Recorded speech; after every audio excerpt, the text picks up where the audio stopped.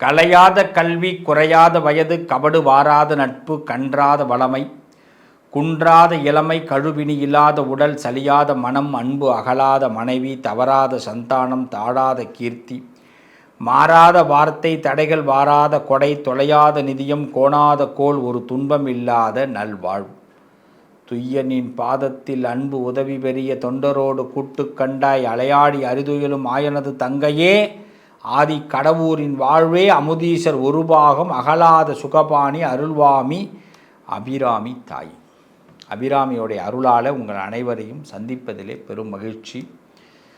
இந்த பதிவு ரொம்ப அர்த்தமான பதிவு. யாரும் மிஸ் பண்ணாமல் இந்த பதிவை பாருங்கள், முழுமையாக பாருங்கள். இதோடைய நோக்கம் என்ன அப்படின்னா, இந்த வாழ்க்கையில் நிறைய பேருக்கு நிறைய சாபங்கள் இருக்குது. இந்த சாபங்களை நீங்கினாத்தான் நம்ம வாழ்க்கையில் நல்லதே நடக்கும். இந்த சாபம்லாம் நீங்கணும்னா நிறைய பரிகாரம் செய்யணும்னு சொல்கிறாங்க. அதெல்லாம் அவ்வளோ பரிகாரம்லாம் வேண்டாம். சிம்பிளான பரிகாரத்தை சொல்லித்தரேன். உங்கள் எல்லாருக்கும் சிம்பிளாக பரிகாரம் சொல்லித்தரேன். அதை செய்யுங்க, அதுவே உங்கள் சாபங்களை நீக்கிடும். முக்கியமாக என்னென்ன சாபத்தில் மனிதன் சிக்கி கொண்டிருக்கிறான், எந்த சாபத்தில் அவன் சிக்கக்கூடாது அப்படிங்கிறத நான் சொல்கிறேன். முதல்ல சில சாபத்துக்கு விமோச்சனம் செயலால் மட்டும்தான் நடக்கும். நம்ம சில சாபத்துக்கு மட்டும் விமோச்சனம் தானாக நடக்காது. அது நம்ம ஏதாவது பண்ணினா தான் நடக்கும். இன்றைக்கி பல குடும்பத்தில் வருமானம் இல்லாமல் தவிக்கிறாங்க. நம்ம பல குடும்பம் நல்ல வாழ்ந்த குடும்பம் வீழ்ந்து போய் கிடக்கு. நல்ல லட்சக்கணக்கு கோடி கணக்கில் கல்யாணம் பண்ணி வைக்கிறாங்க, பிள்ளைங்க பிரிஞ்சு இருக்கிறாங்க, சீக்கிரம் விவாகரத்து ஆகிடுது. என்னங்க பிரச்சனை? என்ன நடக்குது உலகத்தில்? கொஞ்சம் யோசிங்க. ரொம்ப கோடிக்கணக்கில் செலவு பண்ணி, லட்சக்கணக்கில் செலவு பண்ணி ஒரு பிஸ்னஸ் ஆரம்பிக்கிறான், கடைசியில் பூட்டிட்டு வரான். வேறு ஒன்றும் அவனால் பண்ண முடியல. கடன் தொல்லை தாங்க முடியல. புருஷன் பொண்டாட்டிக்குள்ளே நிம்மதி இல்லை. பேருக்கு வாழ்கிறான். வீட்டுக்குள்ளே 2 கட்டில் போட்டு வாழ்ந்துக்கிட்டு கிடக்கிறான். படுக்க நிம்மதி இல்லை, சாப்பாடு நிம்மதி இல்லை, வியாதி அதிகமாக இருக்குது. ஆஸ்பத்திரி போகக்கூடாதுன்னு நினைக்கிறேன், ஆஸ்பத்திரியிலே வாழ்க்கை முடிச்சுக்கிறான். காசு பணம் சம்பாதிக்கணும்னு ஆசைப்பட்டு எதையாவது 1-2 ரூபாயை சேர்த்து கஷ்டப்பட்டு சேர்த்து வச்சு எவன்கிட்டையாவது ஒட்டு மொத்தமாக கொடுத்து ஏமாந்து போகிறான். மன நிம்மதிங்கிறது என்னங்க இது? என்ன வாழ்க்கை? எதை நோக்கி நம்ம பயணம் போகுது? எதை நோக்கி இன்று பயணம் போகிறது? இதை முதல்ல நம்ம தெரிஞ்சுக்கணும். இதுதான் எல்லாருக்கிட்டையும் இருக்கக்கூடிய பெரிய கேள்விகள். அதில் ரொம்ப முக்கியமாக சில சாபங்கள் தான் நம்மளை துரத்துதுங்க. அது என்னென்ன சாபம்னு தெரிஞ்சுக்கிங்க. அதை எப்படி தீக்கணும்னு நான் ஒவ்வொருத்தவங்களுக்கும் சொல்கிறேன். ஏன் இந்த சாபம் வந்ததுன்னு ஒவ்வொரு ராசிக்கும் தனியாகவே சொல்கிறேன். முடிவாக நான் அதுக்கு பரிகாரமும் சொல்கிறேன். எஸ், உத்தரவு. முதல்ல பாருங்கள், பெண் சாபம். பெண்கள் உங்கள் வீட்டில் பெண் சாபம் இருந்ததுன்னா அது துஷ்டங்க. அதுக்கு பெரிய கஷ்டமே அந்த பெண் சாபத்தினால நம்மளால் நிம்மதியே இருக்க முடியாது. இந்த பெண் அடுத்தது நாகசாபம், சர்ப சாபம்னு சொல்லுவாங்க. சர்ப சாபம்னா பாம்பு சாபம் மட்டும் கிடையாது, பாம்பு தொடர்பான சாபம் மட்டும் இல்லை. இது பித்ரு தோஷம் போல இது ஒன்று சாபம். இது எப்படின்னா, நம்ம பேசுகிற வார்த்தைகள் சர்ப்பமாக பாவிச்சிடும். என்றைக்கோ எங்கேயோ ஒரு வார்த்தையை விடுவோம், அது நமக்கு இந்த சாபமாக மாறிடும். அடுத்தது இறந்தவர்கள் சாபம், பெரிய கடுமையான சாபம். செத்தவன் சும்மாவே சாக மாட்டேங்கிறான், எதையாவது ஒன்று பண்ணிட்டு போயிடுறான்.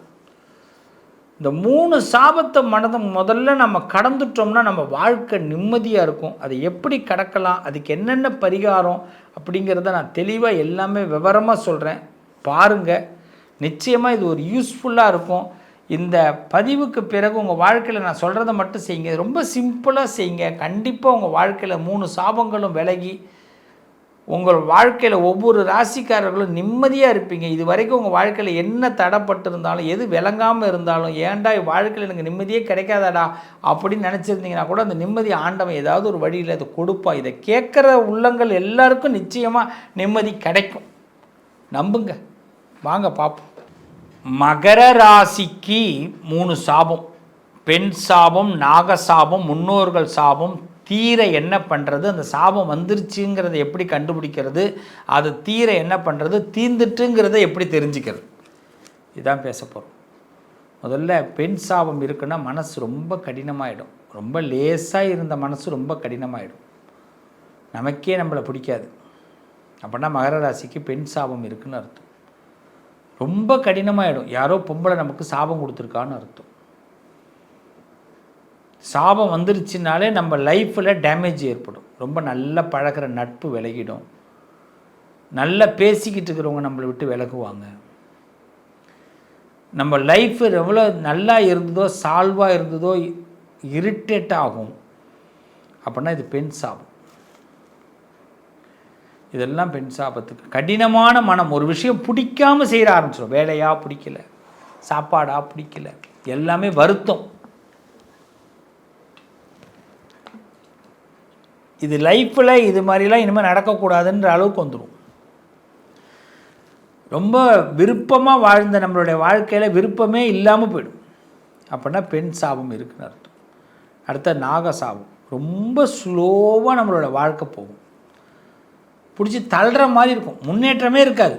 சார் நான் ரொம்ப நாளாக ஒரே இடத்துல வேலை பார்க்குறேன், ரொம்ப நாளாக நான் எனக்கு திறமை இருக்குது, ஆனால் எனக்கு எந்த மெஜாரிட்டியும் கிடைக்கல, மைனாரிட்டியாக இருக்கேன், ரெகக்னைசேஷன் கிடைக்கல, ப்ரொமோஷன் கிடைக்கல. அப்படின்னா நமக்கு நாக சாபம் இருக்குது. அடுத்து முன்னோர் சாபம். மகரத்துக்கு முன்னோர் சாபம் இருந்தால் கடன் அதிகமாக இருக்குன்னு அர்த்தம்.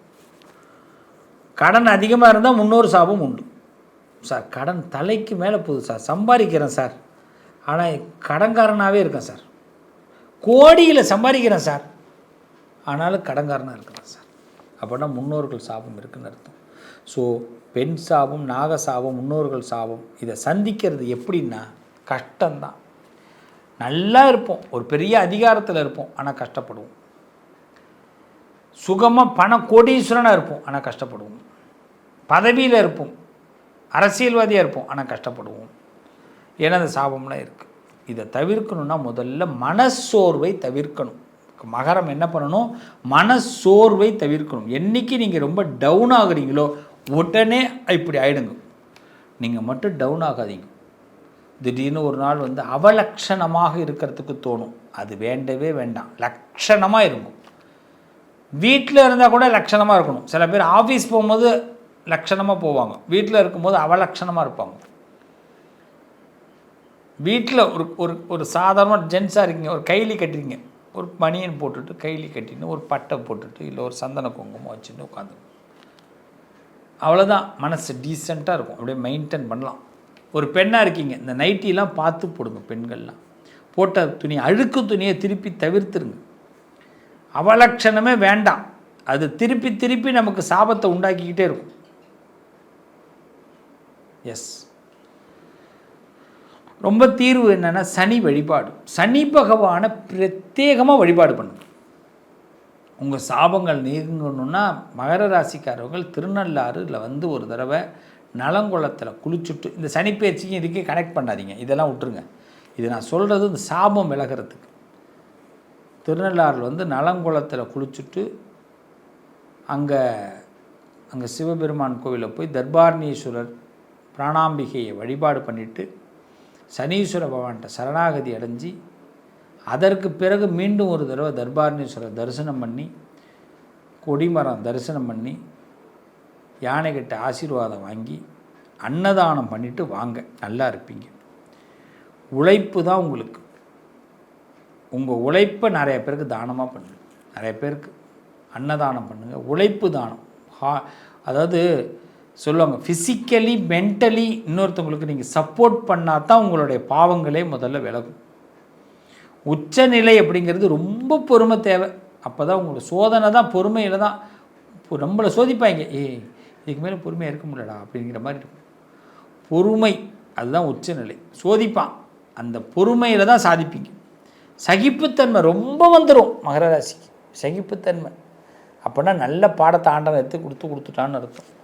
கொஞ்சம் தாமதமாக தான் வெற்றி இருக்கும். ஆனால் வெற்றி பார்த்திங்கன்னா அசுர வளர்ச்சி வெற்றியாக இருக்கும். இதெல்லாம் வந்த பிறகு தாமதமான வெற்றி எப்போ கிடைக்கிது? ஆனால் சகிப்புத்தன்மை வருவதனால், பொறுமை வருவதனால், சோதனைகளை சந்திப்பதனால், மற்றவர்களுக்காக உழைப்பதனால், மற்றவர்களுக்காக தானம் பண்ணுவதனால், சனி பகவானை வழிபாடு பண்ணுவதனால் மனச்சோர்வுகளை தவிர்க்க முடியும், கஷ்டத்தை தவிர்க்க முடியும், கடனை தவிர்க்க முடியும், மெதுவான முன்னேற்றத்தை வேகமான முன்னேற்றமாக மாற்ற முடியும். கடினமான மனம் உங்களுக்கு மாறி கல்லான மனம் மாறி கனியான மனம் ஆரம்பிக்கும். நல்லது நடக்கும், கவலைப்படாதீங்க. சாபங்கள் விலகுது. இன்னும் சில விஷயங்களை சொல்கிறேன். முழு சாபமும் விலகி நீங்கள் சிறப்பாக இருக்க போகிறீங்க. நல்லது நடக்கும். எல்லாரும் ஒவ்வொரு விஷயத்தை பற்றி பேசணும். இப்போ இந்த சாபங்கள் மொத்தமாக நீங்கிறதுக்கு நம்ம எல்லாம் கண்டிப்பாக செய்ய வேண்டிய விஷயம் என்னென்னா, ஒரு பெண் சாபம் நீங்கணுன்னா வீட்டில் தாயாரை மனசில் நினச்சி அவங்கள்ட்ட மன்னிப்பு கேளுங்க. அவ்வளோதான். அம்மாக்கிட்ட மன்னிப்பு கேளுங்க. அப்போ தான் அதாவது மன்னிப்பு கிடச்சிருச்சு தாயார்கிட்டேருந்துன்னா அது பெண் சாபம் நீங்கிடும். லக்ஷ்மி தேவி, அபிராமி, மீனாட்சி, காமாட்சி, அம்பாளை வழிபாடு பண்ணுங்கள். வெள்ளிக்கிழமையில் அம்மன் கோயிலுக்கு போய் ஒரு தீபம் ஏற்றுங்க, பெண் சாபம் விலகும். தினமும் பெண்களை மதித்து நடங்க, ரெஸ்பான்ஸ் கொடுங்க. வீட்டில் வேலை பார்க்குறவங்க, ஏழைகள், இவர்களுக்கெல்லாம் ஏதாவது உணவு கொடுங்க, சேலை தானம் பண்ணுங்கள், பணம் ஏதாவது முடிஞ்சால் கொடுங்க, நல்லது நடக்கும். நாகசாபம் அப்படிங்கிறது ராகு கேது பரிகாரம் செய்யணும். ராகு கேது நவகிரகத்தில் ராகு கேது இருப்பாங்க. சிவன் கோயிலில் போய் பரிகாரம் பண்ணுங்கள். திருப்பாம்புரம், திருநாகேஸ்வரம், காளகஸ்தி, கீழப்பெரும்பள்ளம் அப்படிங்கிற ஊருக்குள்ள ராகு கேது ஸ்தலம் இருக்குது. முடிஞ்சால் போய் அங்கே தரிசனம் பண்ணிட்டு வாங்க. முடியலைன்னா உங்கள் ஊரில் இருக்கிற சிவாலயத்தில் ராகு கேது இந்த நவகிரகத்தில் இருப்பாங்க, அவங்கள வழிபாடு பண்ணுங்கள், பாலாபிஷேகம் பண்ணுங்கள். நாகப்பஞ்சமின்னு சொல்லுவாங்க, ஒரு நாள் வரும். அந்த நாள் நம்ம தொடர்ந்து நம்ம சேனலில் பாருங்கள், சொல்லித்தரேன். நாகப்பஞ்சமி நாளில் விரதம் இருங்க. இந்த நாகசாபம் இருக்கிறவங்க சர்ப்பசாபம்னு சொல்லுவாங்க. வாய்ப்பு கிடச்சிதுன்னா மரம் நடுதல் ரொம்ப சிறப்பு. இந்த நாகதோஷம் நீங்கிறதுக்கு இதான் நல்ல வழி. ஆமாம், திருநாகேஸ்வரம் இந்த ஸ்தலங்கள்லாம் ரொம்ப அற்புதமான ஸ்தலங்கள், போய் தரிசனம் பண்ணலாம். இந்த இறந்தவர்கள் சாபம் விலகணுன்னா மாதம் அமாவாசை அன்னைக்கு தர்ப்பணம் பண்ணுங்க. ஆண்டுதோறும் திருவாதிரை நட்சத்திரத்தன்னைக்கு சிரார்த்தம் செய்வது நல்லது. ஆமாம், திருவாதிரையில் அந்த திருவாதிரை நட்சத்திரம் இந்த கரிநாள்னு ஒன்று சொல்லுவாங்க. நிறைய பேருக்கு கரிநாள்னு என்னென்னு தெரியாது. கரிநாளில் முன்னோர்களை நினைக்கணும். முன்னோர்கள் டைரெக்டாக நம்மள்கிட்ட பேசுவாங்க. கரிநாளில் முன்னோர்களை நினைக்கிறது நல்லது. காலண்டரில் போட்டிருக்கும் கரிநாள் அப்படின்னு. அன்றைய நாளில் முன்னோர்களை நினைங்க. அப்போ தான் அந்த பித்திரு தோஷமே விலகும். ஏழைகளுக்கு அன்னதானம் பண்ணுங்கள். அன்னதானம் பண்ணுங்கள் நிறையா. காகங்களுக்கு உணவு வைங்க, பித்ரு சாந்தி அது. காசி, ராமேஸ்வரம் போன்ற ஸ்தலங்களுக்கு சென்று சுவாமி வழிபாடு பண்ணுங்கள், நிச்சயமாக நல்லா இருப்பீங்க. ரொம்ப முக்கியம், இந்த 3 சாபங்கள் விலகணும். ஏன் இருக்கிற எல்லா சாபமும் விலகணும்னா இன்னிலிருந்து ஒரு சபதம் எடுக்கிறோம். என்னென்னா, நல்ல மனசு, நல்ல செயல்கள் தான் மிகப்பெரிய காரணம். அதுதான் பரிகாரம். யாருக்கும் துன்பம் கொடுக்காமல் வாழ்வது ரொம்ப முக்கியம். அதே மாதிரி யார்ட்டையாவது தப்பு பண்ணியிருந்தால் மன்னிப்பு கேட்டுடுங்க, மன்னிப்பும் கொடுத்துருங்க. இது ஒரு நல்ல தீர்வு.